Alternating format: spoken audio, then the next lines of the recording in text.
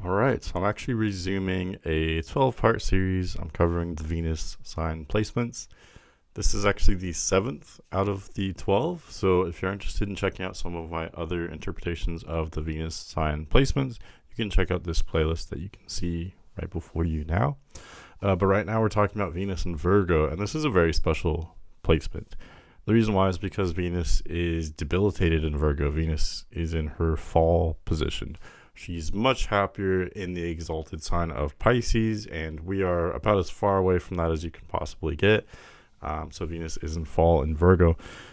What that means is that this is going to be a very difficult placement, especially early in life. The normal things that Venus tends to correlate to, so definitely love and romance and pleasure, but also abundance in general. So that could be material wealth as well.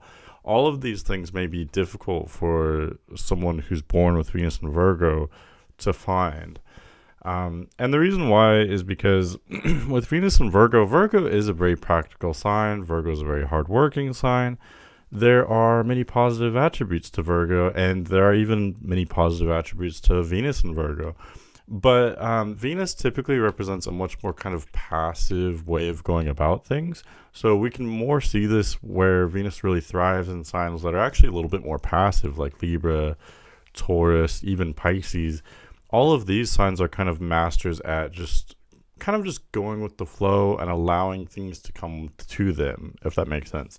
They accept love and pleasure because they feel like, on some level they just deserve it just because they are them. They enjoy the things that they want to enjoy. They deserve these things just because they want them, if that makes sense. They don't have to rationalize any of that pleasure beyond that kind of limited scope, or maybe they don't have to rationalize it at all. With Venus and Virgo, Venus here is ruled over by Mercury, so this takes a much more intellectual approach. So you can kind of see where I'm going with this. With someone who's born with Venus and Virgo, they will have to rationalize these things. They want their love and their pleasures to make sense. They want to feel like they've deserved these things. And so they may believe that they have to work hard in order to get pleasure or be worthy of pleasure, to be worthy of love. And maybe that's true on some level. You can't necessarily argue with that because, again, that's a very practical way of going about it. But that is disadvantageous in the sense that this person may have to work harder for those types of things. And also, again, their love, their pleasure is going to have to make sense to them.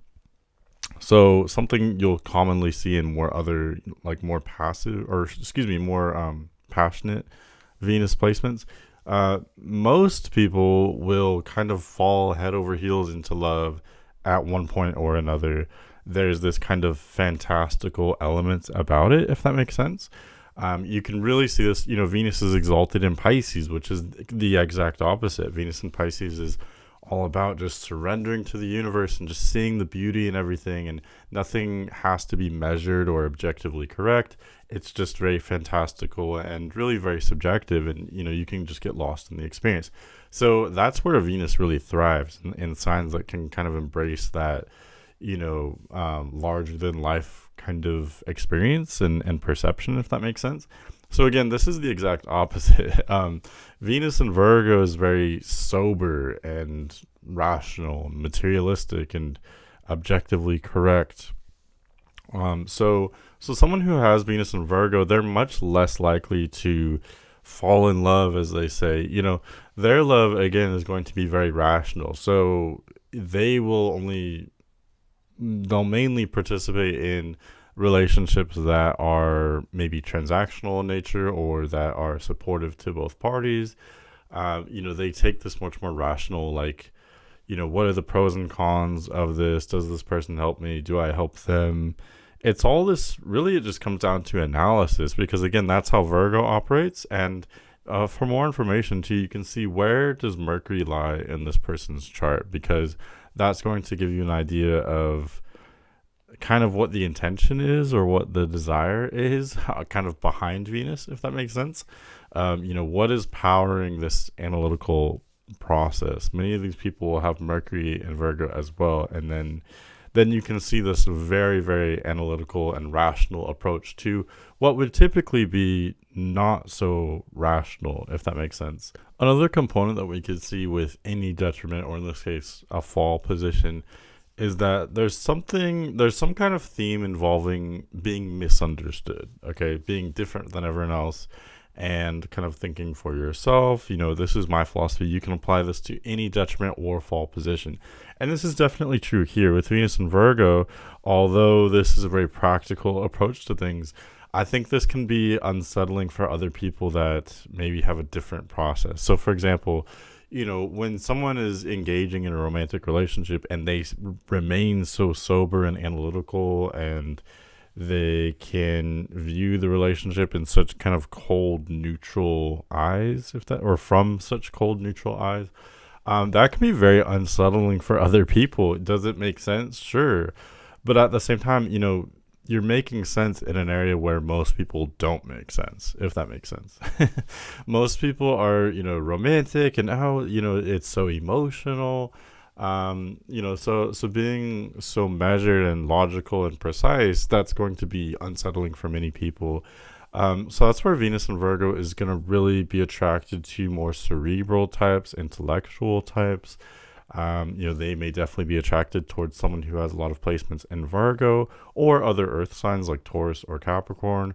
Maybe sometimes even air signs like Aquarius. These signs are all kind of cold, detached, analytical, intellectual, and it just depends on this person. What are their other placements? If they have a lot of intellectual placements, that's where you'll really see the Mercury side of this. So they'll either be attracted to Virgo or of analytical signs, like mostly air signs. If their chart has maybe different placements, they may be attracted toward more of the earth side, because Venus and Virgo is very intellectual, it is analytical, but it's also earth, right? So it wants stability, it wants practicality. Venus and Virgo doesn't want to rush into any kind of dramatic situation, so not only does it want what makes sense in the moment, but it wants that stability and that it wants that consistency. So that's where it can match up with other earth signs as well.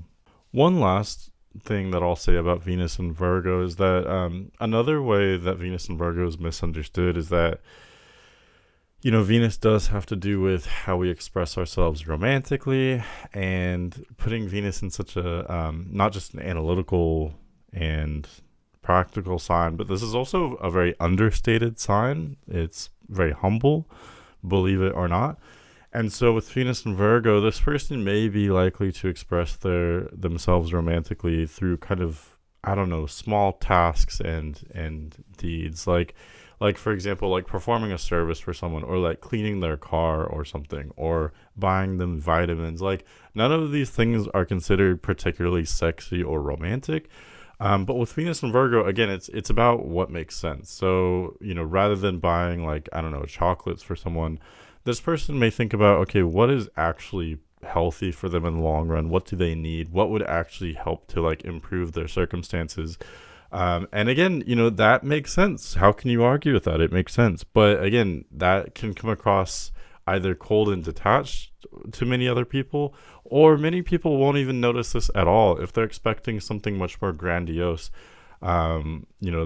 Other more romantic or more emotional types may completely overlook the expressions of feeling and romance that Venus and Virgo does show and does have. Okay.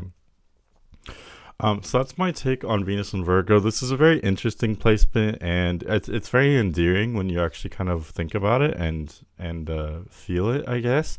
But this is a dramatic. It's a very difficult placement. Let's just put it that way. Okay, so thanks so much for watching. I hope this helps you. I hope you maybe learned something. But thanks for hanging out with me. Check out the other Venus placements. Check out my website as well if you want a reading. And have a great day.